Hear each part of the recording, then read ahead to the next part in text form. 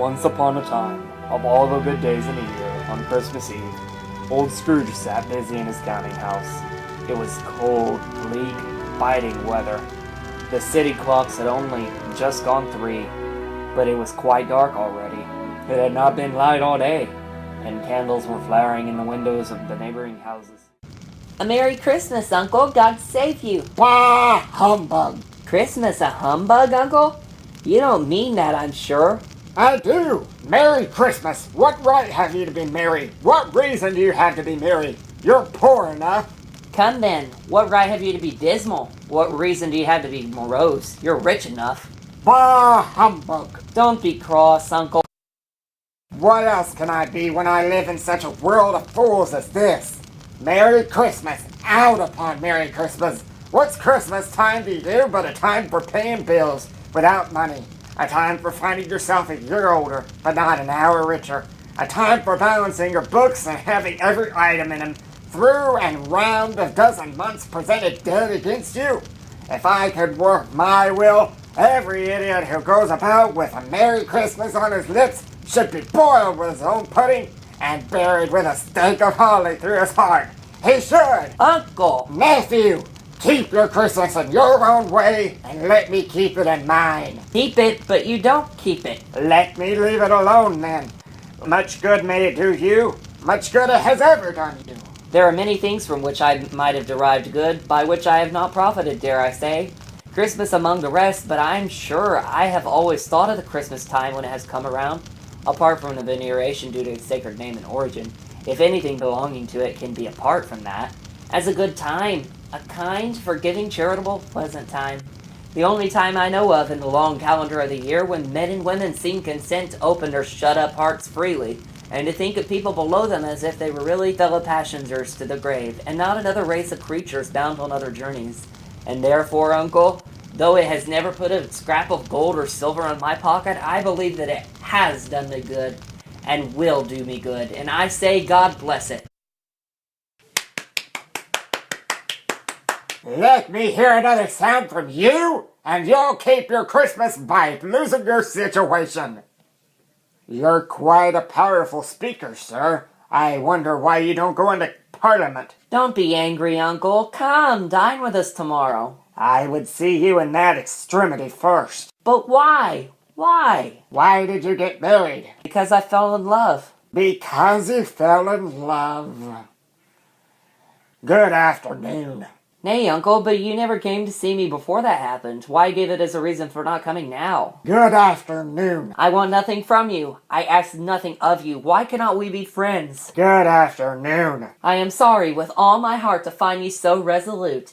We have never had any quarrel to which I have been a party, but I have made an homage to Christmas, and I will keep my Christmas humor to the last. So a Merry Christmas, Uncle. Good afternoon. And a Happy New Year. Good afternoon. There's another fellow, my clerk, with 15 shillings a week, and a wife and family talking about Christmas. I'll retire to bed, lamb.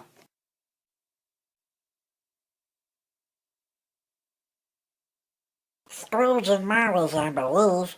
Have I the pleasure of addressing Mr. Scrooge or Mr. Marley? Mr. Marley has been dead these 7 years. He died 7 years ago, this very night. We have no doubt this liberality is well represented by his surviving partner. But at this season of the year, Mr. Scrooge, it is more than usually desirable that we should make some slight provisions for the poor and destitute, who suffer greatly at this present time. Many thousands are in want of common necessaries. Hundreds of thousands are in want of common comforts, sir. Are there no prisons? Plenty of prisons. And the union workhouses? Are they still in operation? They are still. I wish I could say they weren't. The treadmill and the poor law are in full vigor then. Both very busy, sir. Oh, I was afraid from what you said at first. Now something had occurred to stop them in their useful course. I'm very glad to hear it.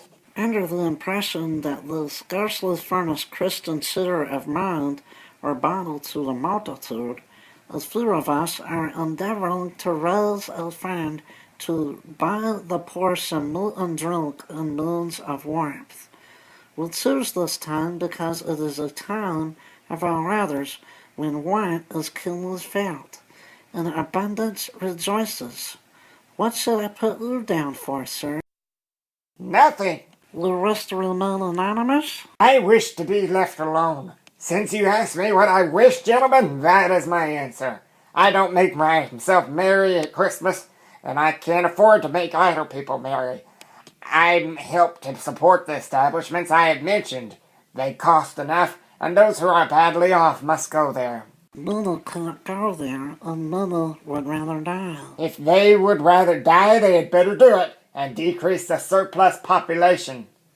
Besides, excuse me, I don't know that. But we might know it. It's not my business. It's enough for a man to understand his own business and not to interfere with other people's. Mine occupies me constantly. Good afternoon, gentlemen. You'll want all day tomorrow, I suppose. It's quite convenient, sir. It's not convenient, and it's not fair. If I was to stop half a crown for it, you'd think yourself ill-used. I'll be bound. But it's only for once a year. A poor excuse for picking a man's pocket every 25th of December. But I suppose you must have the whole day. Be here all the earlier next morning. I promise I will, sir.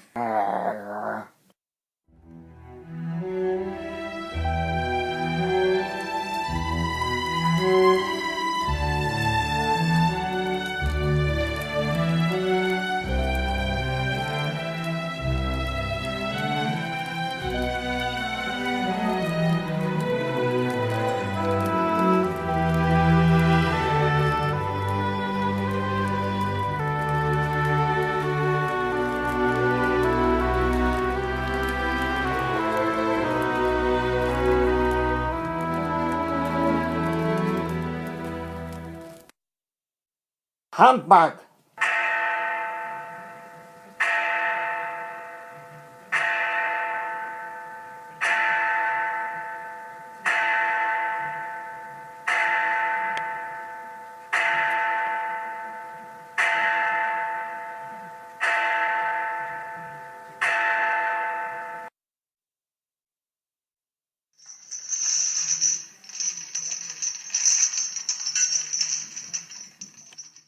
It's humbug still. I won't believe it.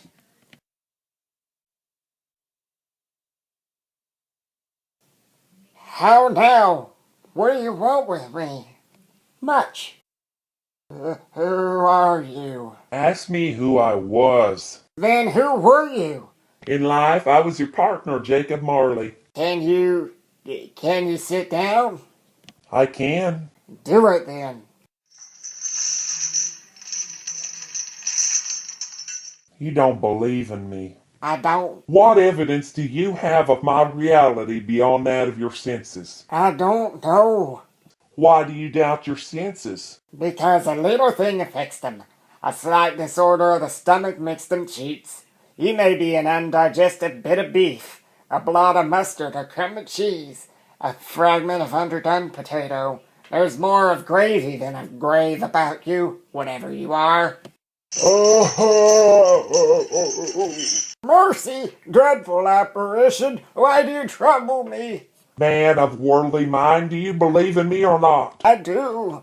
I must. But why do spirits walk the earth? And why do they come to me? It is required of every man that the spirit within him should walk abroad among his fellow men, and travel far and wide, and if that spirit goes not forth in life, it is condemned to do so after death. It is doomed to wander the world. Oh, woe is me, and witness that it cannot share, but might have shared on earth, and turned to happiness. You were fettered. Tell me why. I wear the chain I forged in life. I made it link by link and yard by yard. I girded it on out of my own free will, and of my own free will I wore it. Is this pattern strange to you? Or would you know the weight and length of the strong coil you bear yourself? It was full as heavy and as long as this, 7 Christmas Eves ago. You have labored on it since. It is a ponderous chain.